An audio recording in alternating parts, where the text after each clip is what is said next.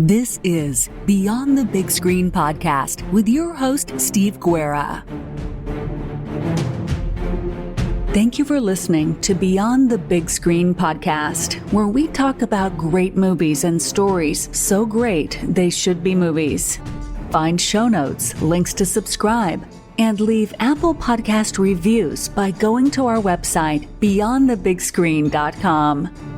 And now, let's go beyond the big screen. We are joined today by Frank. We're going to talk about the 1986 film Highlander. And I have to just say that when Frank suggested this, it was like instantaneously, of course, how did this not come up before? Frank, maybe you can set us up with a little bit of the premise of this incredible movie Highlander, and then what drew you towards not only enjoying this film. I think I can give away a little bit of a sneak peek that we both enjoyed the film, but maybe what made you think or make you want to discuss this movie in particular? Sure. So Highlander is about a group of immortals. We don't really know where they come from, how they were created, or any of that. It's all a mystery, but there's a group of immortals who are driven to compete for something called the prize. The way that they compete is they have to fight with swords and try to cut off each other's heads. And so this occurs, as Sean Connery says in the opening little prologue there, down through the ages as these different immortals are born and come into the world and compete with each other. The way the story is told, it is set in the year that it came out, set in 1986. And so it's, for all intents and purposes, we can call that present day. And so it goes back and forth between present day and the past, different periods of time in our protagonist's life. Protagonist is Honor MacLeod of the Clan MacLeod. That's who we follow. Meet him in 1986, kind of get an idea something's going on, and then the flashbacks. A movie like this, that's an older movie, I think it's fascinating to always talk about how did you, or if you remember, how did you feel about that movie when you first saw it in 1986 versus how you've seen it do the math there, about 35 years later. Yeah, I mean, I was 18 when I watched it. Yeah, almost too close. I was 18 when I saw it in the theater. And then, and really this was one of those movies that, and you've covered some of these, Steve, that didn't do well in the theater. It kind of bombed a bit in the theater, like in the Cruisers and some of these other movies that got a second life when either video or cable came, they got on that platform. And really Highlander became a cult classic because of videotape, not so much because of theatrical release. I was bowled over by it as an 18-year-old. I mean, it was bigger than life, this idea of immortals, this music. We'll talk about that, but the music was stupendous. But it also tapped into something. I mean, even at 18, I had, I had a writer's mind, I guess. And these ideas of the deeper ideas that go into this film, the whole concept of immortality. I mean, it sounds really cool at first, but then you don't really stop to think about the parts that would suck. And this film does a really good job of really exploring the humanity of immortality in a way that I think I've only really seen in a couple of vampire movies aside from this. And so that's really what I think appealed to me at the core, was that idea of immortality, the humanity of it. And then that's what I still liked when I watched it again here just about a month or so ago with my daughter. I hadn't seen it in quite some time. And that part definitely held up. Yeah, I find it really interesting because my oftentimes co-host, Eric Fogg, he's about the same age difference as we are. So I find it's always interesting in that you watch this with your daughter to see how these movies kind of age and age for people who have seen them with different perspectives. So you as an 18-year-old had a different perspective on that time period than I did as a 9-ish, 10-ish year old. And as your daughter watching that, I don't know how old she is, but I presume she's younger than both of us. and how she would perceive that. Well, spoiler alert, she said it was kind of cheesy. And I think she was referring to the very 80s element of it. I mean, you have to remember this was a movie that was directed by Russell Mulcahy, who did a lot of music videos prior to this. And some of those filmmaking techniques definitely, find their way into the movie. Some of them work really well. Some of them do come off a little bit cheesy. I mean, there's a scene where the Kurgan, the main antagonist, is fighting Ramirez, the kind of the mentor to Connor MacLeod, played by Sean Connery. And, he's swinging this big, huge, two-handed broadsword, but he hits the side of the castle and the rocks explode. So there's a few moments like that. So I get what she said about it being cheesy, but honestly, I thought it held up really, really well in terms of the emotional core of the film. And I think that cheesiness factor, it had it in the 80s too. It was definitely a movie that was very whimsical. It was meant to be that way. And like I think that you have to appreciate a movie that's a time capsule. It is 1986. It's not trying to really be anything other than 1986. And I think that's something that you can really appreciate. Yeah, you make a great point. I mean, it definitely lives in the time that it was made. One of the things that I really thought was excellent about the movie is, and I wonder what you thought about this, was that it's fantasy, not really science fiction at all. I am going to have to keep stopping myself from referencing the second Highlander, because it takes everything that was good about this movie Highlander and just pretty much destroys it. But this movie Highlander, the first one, really captures the fantasy, and it really captures to me the show don't tell. And I wonder, as a writer, as an artist, what you thought about that. Well, I'll tell you that there is no second movie. It doesn't exist. You must be in an alternative universe where people made bad decisions. But you're absolutely right. The second movie, even the Renegade version that tries to rescue it, is a disaster. And for the most part, the rest of this series, which I think most of it is cut below the original, but the rest of the series pretty much just ignores the second movie as if it did. So that's probably tells you all you need to know about how people feel about that. But the show don't tell. I mean, that's something that it's true in prose, and it's obviously, even more so doing that in film. And that, I think people like that because it's a truer experience when you have to figure it out on your own. Even if it's spoon-fed to you, you're still taking that last bite yourself. It's when it's shown rather than told. Exposition, is sometimes a necessity, but it should be like the last resort. And this does a great job of mostly showing. I mean, there's a montage of Ramirez, who's training Connor MacLeod, and we'll get to the plot here in a minute or two, but there's some exposition in there, but it's done in a way that doesn't feel like, okay, pause while I give you an info dump. Yeah, I really loved that part. Most of the exposition was all built up through the dialogue. There was a really small introduction at front to just get us prepared, because I don't think if they didn't give us that, you would have been halfway through the movie and not really understood what was going on. They gave you that little text screen that gave us something to hold on to, and then they would just release that exposition, that little bit that we needed along the way to understand what was going on. But it left enough ambiguous that it kept making you really lean in to want more. Yeah, and isn't that good storytelling? I mean, if you give everybody 100% of the story up front, then why are you going to hang around for the next hour and a half? So yeah, you make a great point. That opening little text that you're referring to is read by Sean Connery, who of course has a wonderful voice and is engaging right out of the chute. And he actually recorded that in his bathroom. So there's a little bit of an echo that's really cool. It sounds mystical, but the reason it sounds that way is because he recorded it in the bathroom of the house he was staying. Spain. But he basically sets the stage by letting people in the audience know that immortals exist or have for some time, and that there's some conflict. And then right away, we meet Connor MacLeod at Madison Square Garden, and he's at a wrestling match, which that's a segment that's filmed very much like and he senses something and ends up down in the parking garage as a result, because he knows there's another immortal nearby. And, Facile is the immortal's name.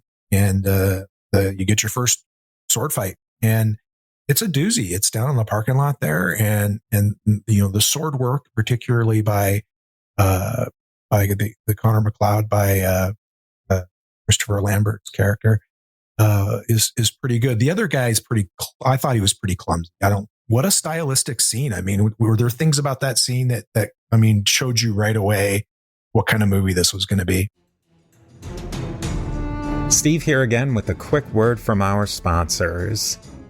That's what I loved about the movie too, is that stylistically it felt punk to me, that they were trying to do something that seemed very gritty and very edgy. And you get that throughout all the New York City scenes. I think that was another thing, is that it grabbed New York City this is not Disney New York City 10 or 15 years later. This is don't walk through Times Square, New York City of the mid 1980s. Well, and Mulcahy knows how to grab a short moment on the screen.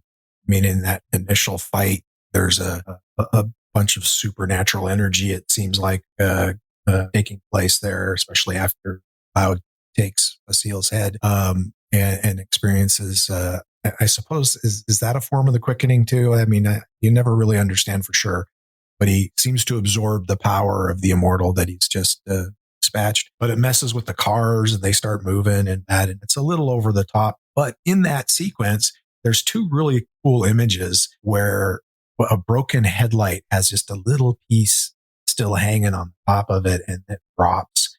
And then there's also a spot during that where the oil bursts out of the oil pan from underneath a car, and kind of in slow motion splashes down on the pavement. And it's the visual of that. It's reminiscent of blood, of course, and it's it's very stylistic. There's interesting angles. There's a scene where the guy that he's fighting, Seal, gets his glasses, he's wearing mirrored sunglasses down in the parking garage at night.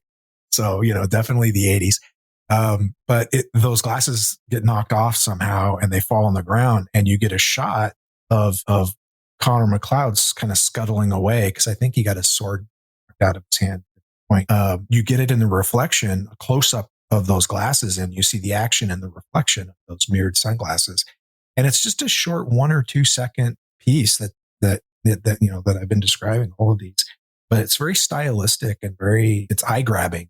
And even though there is some cheesiness in this movie and it is very 80s, there's also some really good, just excellent artistic visuals.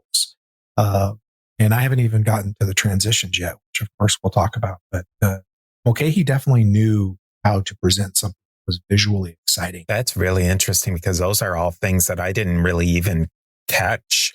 And I think I'll definitely have to go back and watch it again to catch those little moments. This is always something that I've been interested in and thought about, and it's a little tangential, but I think it's worth talking about, is that I think that this movie, part of the problem was that maybe it was too much ambiguity, and that led people to want something more. And the second one that we won't speak of is really the trying to fill in the blanks. It's almost like fan fiction to me. I have my other podcast, the History of the Papacy podcast, and there's tons of literature that had come out right after the Bible was written, or the New Testament was written, that scholars call biblical fan fiction. It's the Bible left gaps in the story, and people just come in and they're dying to fill it. We see that with Harry Potter, and we see that with so many, the Twilight series. I think much more was written after it through fan fiction than was ever written in the original series. I wonder, as a writer, what do you think about that? People's desire or almost necessity to fill in those blanks of the ambiguity. Well, a lot of people have contempt or look down on fan fiction. And I think that's kind of lousy, to be honest with you. I mean, it's an artistic outlet for someone. It may vary in terms of quality. They may not be great writers, but that doesn't make the ideas any less profound. And again, they're doing it out of love for the material. And so when somebody writes a Star Wars fan fiction, or they write, Harry Potter fan fiction or Highlander fan fiction, I mean, that's a big undertaking. And so it's done from a place of love. So, I think it should be lauded simply for that. Now you might read it and go, wow, that's horrible writing, or that's a dumb idea. That's, the artistic merit of it is another matter. But, some of it's, some people write some really good fan fiction. And it's all, so the quality can vary. You get fiction that's as good as the original, darn, if not. And so, and you're right. I think it does do a couple of things. For one, it allows people to continue to play in a sandbox that maybe, the original creators aren't playing anymore. And so it gives something new and fresh there. And then again, it also can fill in some gaps that maybe have been left. And there are some, IPs out there that are frankly abandoned, because they never got the third movie, or they never got a sequel. They left things hanging. And so people, filling that void, I think is a good thing. I think it's a perfectly good thing. I mean, if they're not trying to make money off of it, which hardly any of them are, then I don't see any harm in it. I think it's kind of arrogant when people are down on it, just as a concept. I think it's a pretty cool thing. And, people will do it about everything. I mean, if you explore fan fiction, put on your seatbelt, because I was flying into St. Louis one time years ago, and I was talking to the guy next to me, and I thought he was yanking my chain for a while, but he ended up being serious about it. We got to talking, and he found out I was a writer, and he said he wrote fan fiction. And I asked him what he wrote, fan fiction, which IPs that he was excited enough about to write fan fiction. And he said, My Little Pony. Interesting. He read it. And I was like, oh, this guy's screwing with me, right? He's trying to have fun with me. But he straight face told me all about it and everything. And I went and looked it up afterwards, because I still thought he was messing with me. Even the next morning when I got up and I was having coffee, I was like, oh, I need to check this.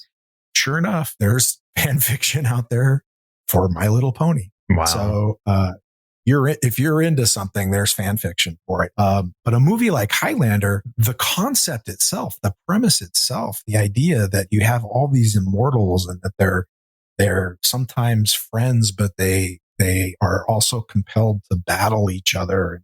There's this set of rules, I mean, you can only die if your head is cut off. You can't fight on holy ground. You don't have a choice. You have to go eventually compete.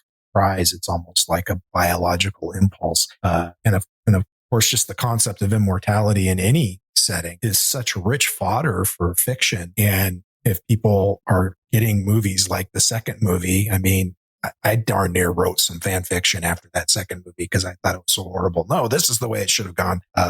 So, hey, don't knock on fan fiction, because somebody's choosing to write and create something, then they have a passion for it, and should be applauded. Speaking of the, maybe we can get back into some of the visuals and the techniques that were used. What were some of the things, particularly you mentioned those transitions? What were some of the things that really captured your imagination?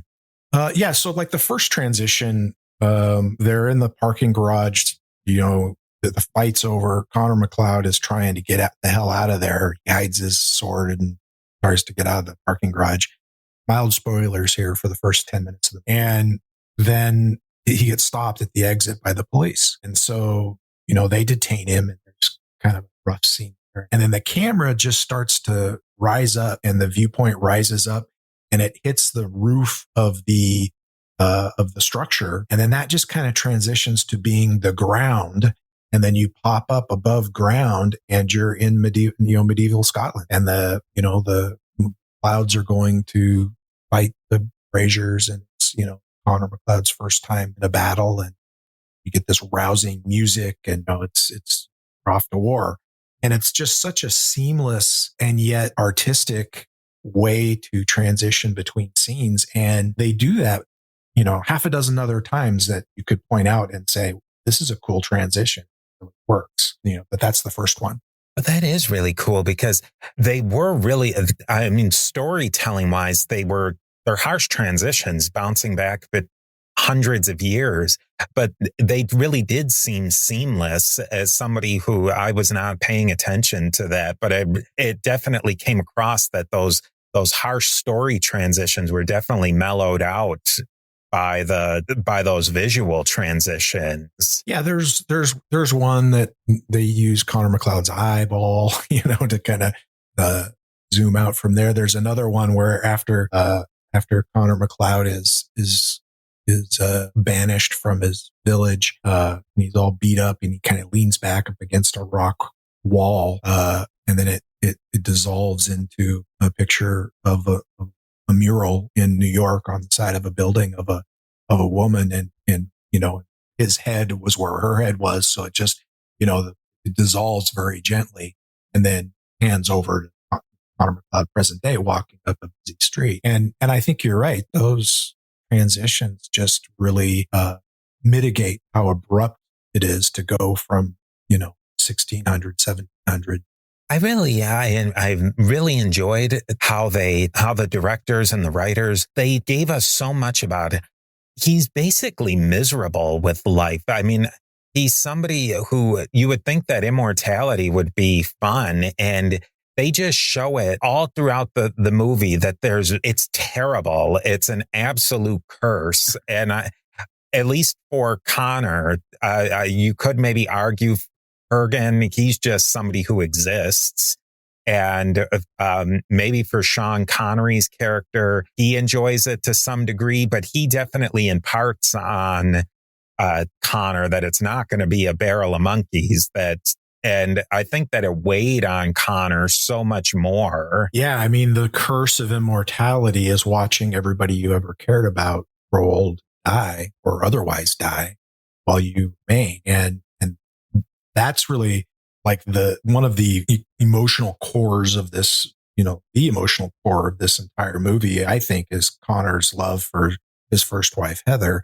And it actually shows them spending a lifetime together, and he stays with her and he never grows any older. And she eventually does become her and dies in her bed, and he stays there until all that happens. And of course, this montage is played out against the wonderful Queen song, Who Wants to Live Forever, which is just beautiful and heartbreaking. But the concept itself is beautiful and heartbreaking. One of the joys of this life is to spend it growing old with a person that you love and having that companionship and that depth of knowing each other. Connor had that, but he didn't change while she changed, and he knew he was going to still be around after she was gone. And I think if you're grief stricken by the loss of someone, you could carry that for a long time, which clearly he did. Even Sean Connery, his character, I think he says he was born like 2,400 years before in Egypt, and that in all that time he's had 3 wives. So that's like one every 800 years. I mean, I'm 55 and Christy's my 3rd wife. So, I mean, I can't imagine going 800 years. But hey, 3rd time's the charm. It truly is.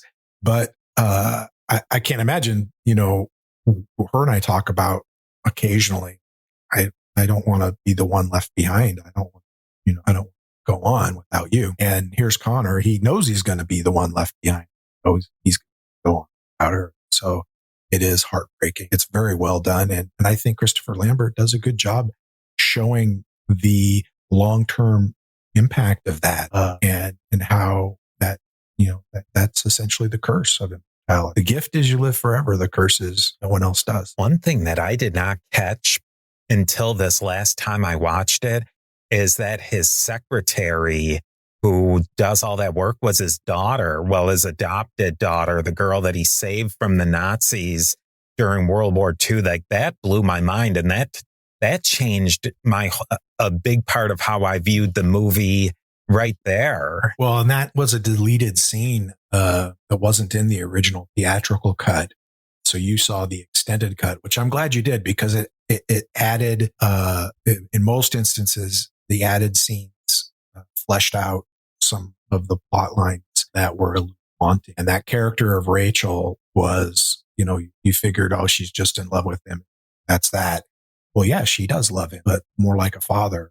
He rescued her from Nazis, like you said. And that scene also shows us where, the line, it's a kind of magic comes from, because he says that in the theatrical release when he leaves her for the last time, goes to fight the Kurgan in the final battle.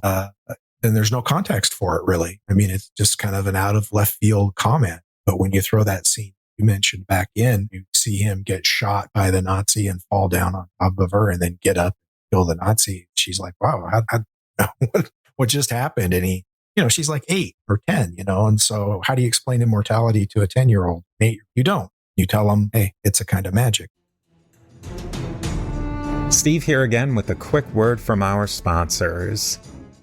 We've been skipping around it, but we have to talk about the soundtrack, because I think I would be willing to say that it's one of the best soundtracks of any movie. Yeah, yeah. And that makes sense, right? When you have a guy who's made his bones in music video. But the story behind that, Queen was asked to do a song for the movie, and they agreed to do it, not having read the script, or maybe they read the script, not having seen it yet. And then when they saw the rough cut of the movie, they were just bowled over by it, the entire band. And so all of them wrote different songs inspired by different parts of the movie, and recorded like half a dozen tracks, I think, for the movie. Princes of the Universe, which is, 100% Queen. If you listen to it, it's just quintessential Queen. And then, of course, Who Wants to Live Forever is bittersweet, beautiful love song. But then they have, Kurgan's theme, which is this driving, grunge is going to be here in a few years, but here's a preview sort of song, I think the music is used to great positive effect. Did you have a favorite musical moment? Oh, every time that they would play Princes of the Universe, that song, that's perpetually stuck in my head in the very best way. I think that it was a really bold choice to pick Queen, because their music is so theatrical and so over the top. But I'm thinking 1986, that's a little post, peak Queen. So to me, I don't know a ton of the background on that. But it seemed like Queen was, especially that the metal at that time was different than Queen. Queen's, I'm thinking, to me, it strikes more early 80s, 70s, not getting into the late 80s. Yeah, I do think that you were on the tail end of their career as the original band. I think this was about a year after Live Aid, which was, kind of their essential big moment on the world stage, although, they've, had how many records and how many big hits. But you're right. I think, most of the records were from the early 70s to the early 80s, and kind of hurt a bit, which might have made it more accessible to do a soundtrack, perhaps. All I know is they delivered in a major way. I can't imagine this movie with a, stock soundtrack, just movie sounds and benign songs to punctuate things. Mulcahy knew better than that. But you can't tell me that you weren't getting choked up when... I think that's what made it so great, too. You have this really over-the-top Queen song during the setting of the 1500s Scotland. All these things that are so discordant, and they all work together. I think we were talking about this maybe offline. It's like that discordant jazz. It's all over the place, but it all works together. Yeah, it really kind of is, because, like you point out, the bulk of the music is not, fits better in 1986 than it certainly does. And, there are some humorous parts that aren't my favorite parts that Mulcahy shot for a joke or two, particularly in the training montage and early on when he meets Ramirez. But, that's another piece of that, puzzle that's a little bit than other parts. And then at other times it's like beautiful, heartwarming scenes like the ones with Heather, or poetic. I mean, there's a scene where Ramirez is asked by Connor MacLeod, about the mystery of their existence. He's like, how is it so? Makes it happen. And here's, this goes back to what you were saying before about leaving things a little bit of mystery rather than trying to explain it. Ramirez just says, why does the sun come out? Or are the stars just pinholes in the curtain of night? I mean, he takes a very poetic and philosophical approach to his response. And I think that's and that's a very different tone than, MacLeod falling out of the boat and being able to walk on the, bottom of the lake and the ground, fish falling out of his clothes when he gets to the shore, and this kind of goofy things that they had going on. But it all does work. It all does work. Like you said, it's discordant, dissonant, but then it all comes together. One of the things that I really enjoyed about the movie is all the history that they build in. They show a little bit of probably the 1700s when Connor's living in New York City, and they build all that up. And some of the things I think were a little anachronistic or ahistorical, like the time that he was living in Scotland seemed very medieval to me, not early modern period. Now I'm putting on my history nitpickery, and that seemed a little, speaking of discordant, that didn't seem quite right, where a priest is leading them into battle, when that would have been about the time that Scotland was converting to Reformation theology, and they would not have. But I think you can set all that aside because they were trying to grab a moment. Maybe they should have set it 100 years before. I mean, they could have done that. One thing that I thought was really cool, and it was something I didn't learn about until much later, but then it's one of those things that pops into your mind. And they called Clancy Brown's character the Kurgan. Sean Connery's character gives some exposition about him, that he's from the steppe and from a brutal culture where they do all sorts of terrible things. And that was actually a theory of the Proto-Indo-Europeans that was really popular in the scholarly work in the late 80s, about that the Proto-Indo-Europeans that lived in the steppes of Ukraine, southern Russia, were these just like barbaric monsters. And it was put forward by a scholar named Maria Gimbutas. And a lot of the theories that she's put forward they've been modified. A lot of them have got kind of pushed aside, that these Indo-Europeans really weren't as bad as they were. They were conquerors because they had invented the horse rein, or is it the bit? I don't know, the thing that goes in the horse's mouth, that it allowed them to control horses much better. And they were able to conquer a lot of peoples who didn't have that technology. But I thought it was amazing, short story long, that they captured that. It's like, where did they get that from? Because that was really cutting edge scholarship in the 1980s. Oh, I had never heard of that. And I'm a history guy for sure. So that's fascinating. You're right about, like, there are some anachronistic things going on. You mentioned in a conversation we had a while ago about, like, kilts were not yet. I mean, this was the late 1500s, mid 1500s, and kilts were still a couple hundred years away, I think. But you can't have a movie set in Scotland and not show kilts, because people would riot in the streets if that were the case. But that's fascinating. And you mentioned the Kurgan. Let's talk about him. I mean, Clancy Brown, who, as I understand, was not paid very much for this role, which is an injustice, because he completely embodies it. I mean, Christopher Lambert did as well, I'd have to say. And Sean Connery he basically played Sean Connery really well, but he played Sean Connery. But Clancy Brown as the Kurgan is just, you could not imagine anyone else playing that role. And he's frightening. And he is still frightening. When I watched it again, it completely holds up. You can see a little bit of the prosthetic and the makeup, because now it's in HD and can't hide it easily when he's injured and goes in disguise. But wow, what a tremendous performance. I mean, did you find him frightening or did you find him campy? Oh, yeah. I thought he was, there was a camp factor, but there was also terrifying.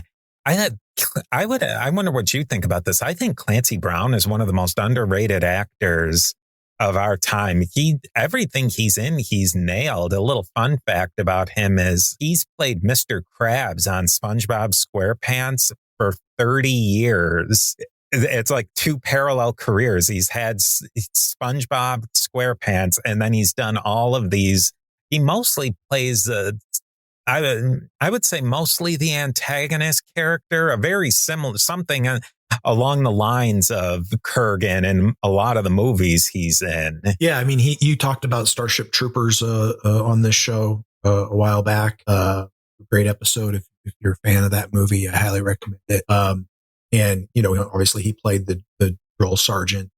Had played that. He was in a video game, and I'm embarrassed at the moment because I'm having problems remembering the title of it. But he played a grumpy old detective, a grizzled detective. And in the game is a science fiction game in which there are androids, and androids are becoming sentient, and there's a push for independence. Detroit Becoming Human is the name, and it's a pretty fun game. I think I played it on PlayStation, youngest son, which is a good thing because they had some quick time events in there that I could never have gotten through with my reflexes.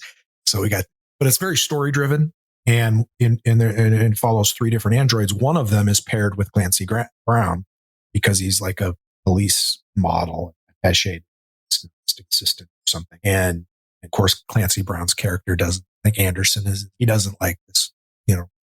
It's sometimes video game acting can be stilted.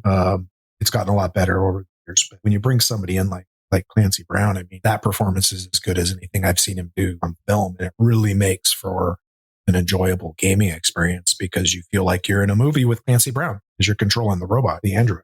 But if I had to pick one role for him, I think like a lot of folks out there, the Kurgan because he's just so good at it. He's chilling and intimidating and a little unhinged. And yeah, I don't dig the campy moments. There's two or three of them, nearly as much. But and that voice, that growl that he's got, that just it's almost hellish.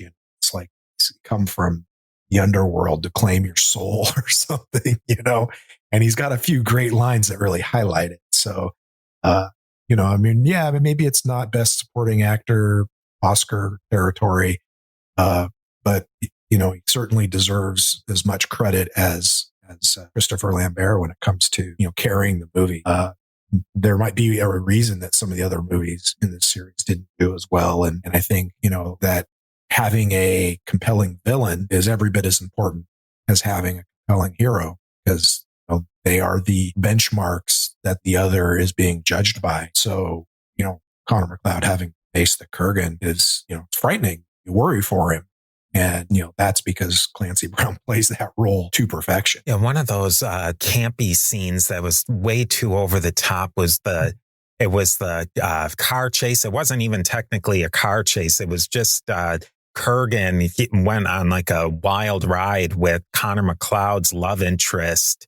And it was way too long. It was way too much going on visually. And that sort of leads into Connor MacLeod's modern day love interest. What did you think about that? For me, I felt like it was a kind of shoehorned in there and it didn't capture the magic of Heather, where I think that that's what it was supposed to be, like Connor getting that feeling back. And I just never got that with the modern day romance. Yeah, I agree with you. I mean, Roxanne Hart, I think, is the actress, and she did a good job. But she was one of the few actors that I felt like I was watching act while I was watching this. Whereas, most they say, well, as an aside, they say that easy reading is hard writing.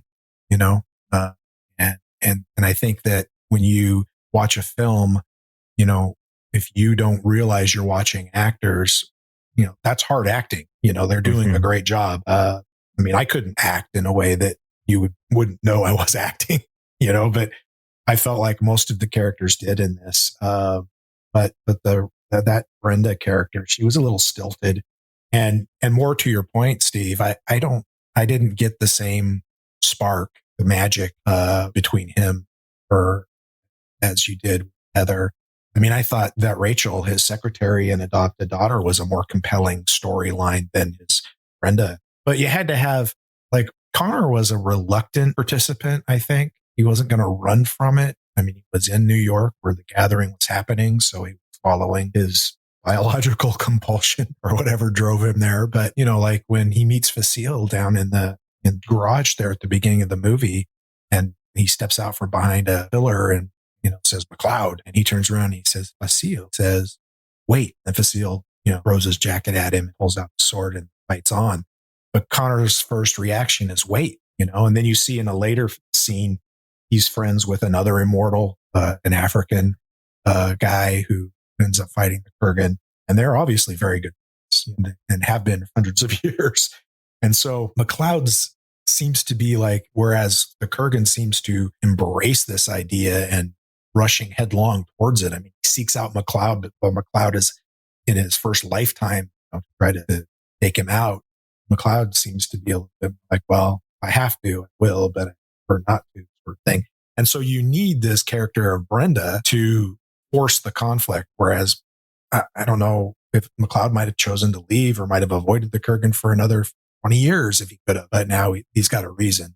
But that said, I've seen the movie how many times, and so it's easy for me to work that out. I don't know if it's immediately apparent to the average person watching it for the first time how critical it is to have that Brenda character.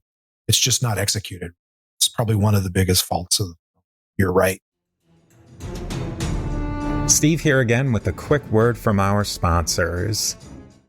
We've talked about some of the things we really loved about the movie. Is there anything else that either really struck you that we haven't gotten to, or something that you think fell flat? Well, the Brenda storyline's a big piece of it. I wish they had done that a little bit better. Some of the things I would have pointed out if we were talking about theatrical release were, I think, fixed by including some of the scenes.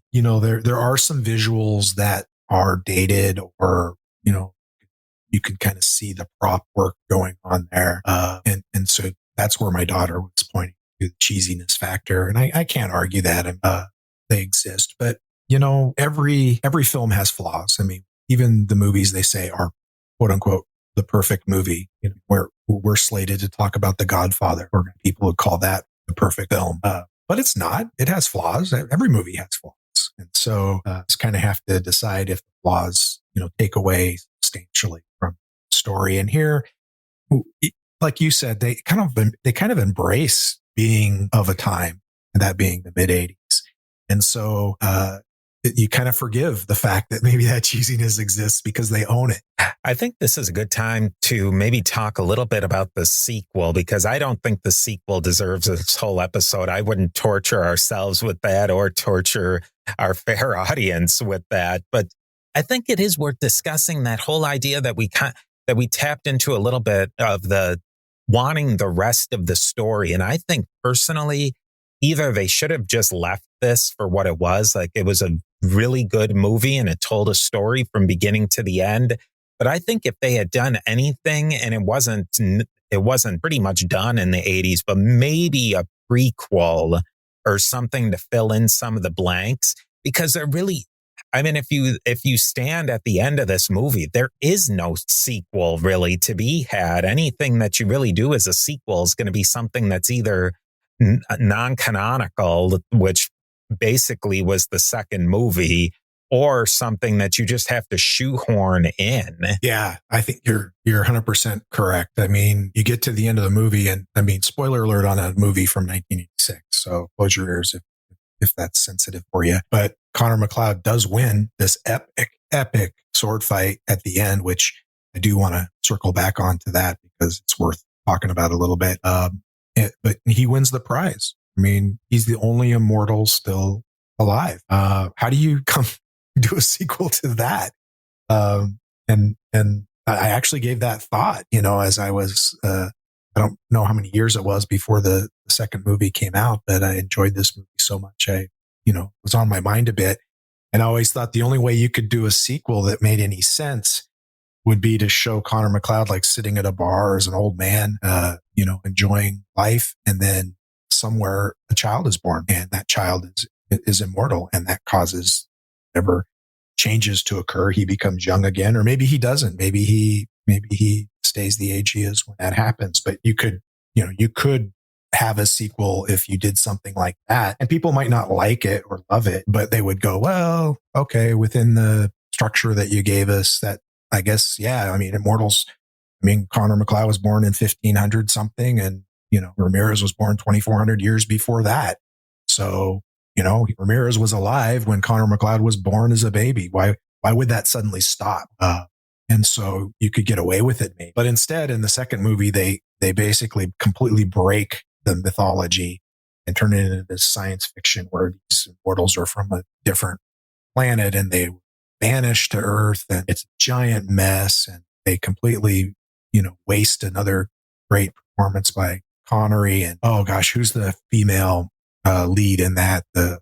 She's a really good actor, but they completely waste her as well. And it's kind of a stupid idea that sun's ultraviolet rays, are going to destroy the ozone layer. And so they put up a shield around the Earth, but then it repairs itself. But people don't want to let the shield come down because it's Big Bunny. They bring Sean Connery back to life, and then he gets killed by a giant fan. And I don't mean a person who likes the show. I mean, a fan that spins and pushes air. I mean, it's just ludicrous. They redeem themselves a little bit with some of the other sequels, but they're still just not on the same par. They're not on the same level as the. And the only one who wasn't really wasted who was in that movie, and I guess if you're a fan of the series, it's worth watching once just to see Michael Ironside's performance. He's actually pretty good in it as the primary antagonist. He's no Kurgan, but he's not trying to. You could not watch any of the movie sequels and be just fine. Now, the television show, I really didn't delve into, but what little I saw of it seemed pretty cool. Did you watch much of that? I remember back when it was on, maybe in the 90s or the early 2000s, I would dip in and out of it, but it was never anything that really caught my attention. And maybe because it really was, that first movie was so good.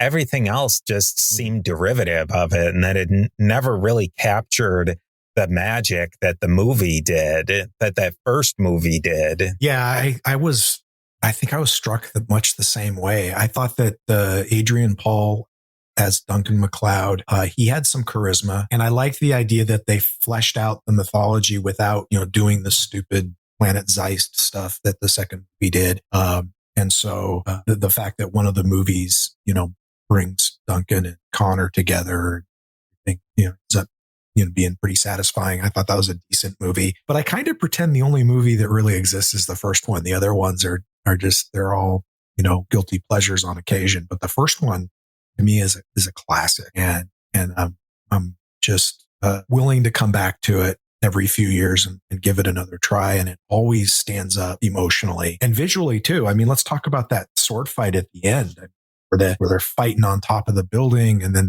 and where it really gets good, I think, is when they fall through a skylight and they land in this empty warehouse, and Mulcahy shoots this with like a kind of in the dark with this blue light, and it shows Connor Kurgan, with the sword fighting being pretty well choreographed. There's a little bit of when somebody blocks a blow, it like instantly stops the momentum type of thing, so that the actor's pulling the swing. That happens a few times that that obviously would not occur in a actual sword fight, but it's few and far between. For the most part, it was really well choreographed. And there's this one shot. Do you remember the long tracking shot of the fight sequence that he did? Yeah, it's really low to the ground. It's a low perspective, and it makes a kind of a U-shaped traversal toward the two fighting combatants and then away from them. Sort of this interesting pat, and they're backlit by the blue light and everything.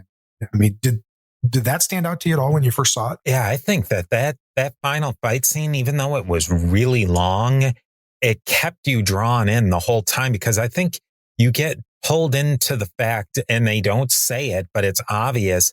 These are two immortals fighting for the ultimate prize. So it's the Super Bowl, it's the World Series, it's everything rolled into one, of two people who the only way they can be killed is if they somehow get the advantage to cut the other one's head clean off, because we see in earlier scenes that Kurgan gets about half of his head cut off, and that's not enough. You need to go all the way. And like when they fall through that ceiling and they drop probably 50 feet onto concrete, yet they just both pop up and start fighting. Like they never let you forget that they're immortals fighting this battle. And like you said, that blue haze in the background, it gives it almost like an immortal quality. If that makes sense, like it's pulling you out of reality, because it's not a realistic sword fight. It's stylized, but it's letting you enjoy that. Well, it's such a study in contrast. I mean, here you have Connor MacLeod. He's a smaller man compared to the Kurgan. I mean, he's average sized is how they depict him. I don't know how big Christopher Lambert is in life, but he's portrayed as an everyman in terms of his size and strength. And the Kurgan is otherworldly size and strength. It's kind of stupid, but they have a scene where rips back the hood of a car, like can opener or something, and it's dumb, but it does show his incredible strength. And when he's fighting Ramirez back in the hundreds, kills Ramirez, he exhibits his strength then as well. And so here's this big guy fighting this smaller guy. Kurgan has this massive, two-handed broadsword that he's swinging around, whereas Connor is using this much smaller katana that is much more of a precise weapon and is more of a skill weapon, strength weapon, so to speak. They're just a study in contrast. I had someone once tell me that they thought that Mulcahy was actually subtly, like the subtext was, because the Kurgan is from the steppes of Russia, that the subtext of it was, this is another battle in the Cold War, basically, that Connor was the United States and the Soviet Union and so forth. And I don't know if that was the subtext he was going for or not, but it's definitely two completely different characters in every shape and form. And here they are, battling it out. And that's very compelling. It's much more compelling than seeing two people who are mirrors of one another. I'd like to go back just for a second to your idea for what the sequel could have been, and that maybe that wasn't The Gathering, and you set up the next one where Connor MacLeod, for some reason, and why am I not getting older? And then a new crop of the Immortals come up. But I just don't think, I think that this is one, I just keep coming back to it, that they should have just left it at a standalone movie. And honestly, and maybe we can wrap up with this, is, do you think that this is a type of movie that should be remade? And if they did remake it, could they catch that magic again? Boy, that's the $100 million question. Lightning in a bottle, stuff to replicate. If they do, there's a reboot that is reportedly in the works. Henry Cavill is attached to play. I don't know who they would use to play Clancy Brown's role, Kurgan. I think that'd be a very difficult one to cast. Interestingly enough, I think Cavill could actually play that role if he wanted to be villain. I think to capture the magic of it, I hope they use the music. That the music would go a long way. But I think you have to grab at what made that movie unique, what made it compelling, what made people be drawn into it. The things that my daughter pointed out that were cheesy.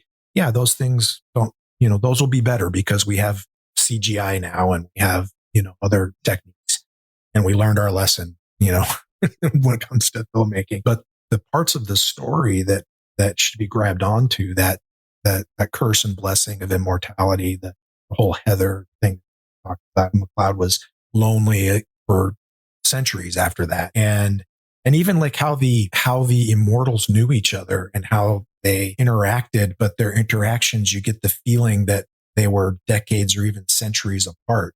Like I saw you a month ago, on Zoom, but still, actually it was only a couple of weeks ago I saw you. Imagine if like we didn't see each other for 40 years and it's like the same thing as seeing 2 weeks ago. That's the Immortal experience. And that they all knew each other or of each other. And so capturing that strange social dynamic, I think would be important. And then I think you have to bring back a few of the lines. I mean, the iconic, there can be only one, obviously would be one they would never get rid of. But there were a few others that I think that made the movie. I mean, I mentioned one, Ramirez's line about in response to, how did it happen? He basically says, I don't know. Nobody knows. Just go with it, but he says it in a very poetic way. And then, I saw a thing where Clancy Brown was interviewed and he was asked, what's your favorite line that you delivered as the Kurgan? And he picked my favorite Kurgan line. So I was pretty excited about that. And there's a scene later in the movie, kind of right before the big climactic battle, where Connor MacLeod goes to a church and lights a candle to remember Heather on her birthday. And the Kurgan walks in and tells him, hey, I just killed the last of the other immortals. Castagir's dead. It's just you and me. And he's like, you're scum. Ramirez's blade did not cut deeply enough, he says, because Ramirez slashed his throat and gave him his telltale signature kind of gravelly voice. And that's when Kurgan drops a bomb on Connor about how he killed Ramirez and raped his woman. And that was Heather. So now, you made Connor mad. He's pretty mad and he grabs on to fight him, whatever. And Kurgan says, holy ground, Highlander. Remember what Ramirez taught you. My bad Kurgan impression, but Brown, he delivers that with such gusto. And it's an interesting little piece in terms of character development because, the Kurgan he's a cartoonish villain much of the time. But in that one statement, you get a little insight into him.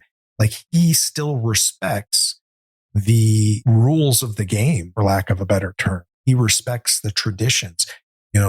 Nobody will violate that. You don't fight on holy ground. You're safe there. So you can talk or palaver or whatever. And even the Kurgan, who's despicable and shows how despicable he is multiple times throughout the film, he respects those traditions. And that's a neat little piece of character insight that makes him a more compelling villain. So if you're going to do a remake, you have to capture all of these sorts of things that make it a special movie. And not necessarily just, follow the plot beat for beat. I think you have to capture, that's where the lightning in the bottle is, those magical little small moments. And some of them are things that the actors are able to bring out, Steve. I mean, even the accent that Connor MacLeod has, it's not Scottish, it's not French, it's not, it's this muddled accent that somebody might pick up if they've lived for hundreds of years and gone to different places around the world. And so that is one more little piece to it. What would you say that is something that absolutely would have to be done in a reboot for it to be successful? Again, it's so hard to capture that, but I think that it would really have to be the right casting and the right music. And I don't know if I don't think that just using the Queen soundtrack again, I think they have to try and capture whatever, say they make it in 2026. They have to capture the zeitgeist of 2026. And I don't know if you can do that in this day and age where you just perfectly capture a moment. Maybe if they can do that, if they can get that right mix of actors and, like you said, pay respect to the first one, but also create its own thing without. And I think that probably the most difficult thing is to capture I've been saying it over and over again, the ambiguity of it, that this is a story we know. How do you make it so that we still feel like it's fresh and a story that had so many question marks in it? And I think that if they can do that, it'll be a highly successful movie, maybe even if the music isn't perfect or the casting isn't what we might want it to be exactly. or if they don't capture the zeitgeist of the time period. If they can keep us where we want more, I think that it could be successful. You know, another remake that I think did a really good job, and unfortunately it didn't do well in its theatrical release, isn't tearing down the streaming doors either. But when Michael Mann did a film version of Miami Vice, he found a really good balance between making it a modern film set today with new actors playing those roles, but paying an homage to the television series from 20 plus years prior, or closer to 30. And one of the ways they did that was like one of the big scenes in Miami Vice, one of the cliche scenes that everybody remembers is that, you know, them going on the way to a drug buy to the tune of In the Air Tonight by Phil Collins, right? I mean, that's like just a classic Miami Vice scene. Well, they have that in the film. That happens again in the film, but they have another band, is it On Point? But anyway, a modern band does a cover of In the Air Tonight. And so you can find a way to pay homage to the original, but you can do it in a way that is modern. So maybe they don't use the Queen music, or maybe they just use Princes of the Universe by Queen and then have somebody else do Who Wants to Live Forever, do some originals or something. But as long as they pay homage to the original and capture the important components of it, and that's what they're focused on, I think it could be really successful.